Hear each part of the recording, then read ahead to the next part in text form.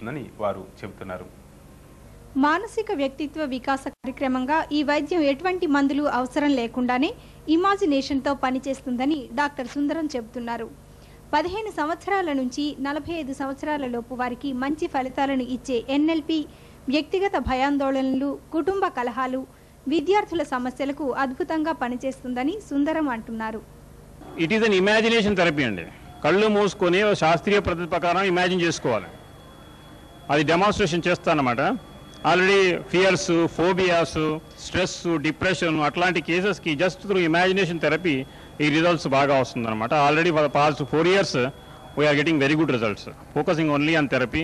Already central జైల్లో కూడా ఇది చేయడం జరిగింది. First counselling camp doctor Gangarao గారి దగ్గర ఒక 150 స్టూడెంట్స్ తీసుకొని చేయడం జరిగింది. ఆ రకంగా రిజల్ట్స్ బాగానే ఉన్నాయండి. అది ప్రపంచ మానసిక ఆరోగ్య దినం పురస్కరించుకొని సుందరం హైదరాబాద్లో 10 రోజుల పాటు ఉచిత ఎన్ఎల్పి కౌన్సిలింగ్ థెరపీ నిర్వహించారు.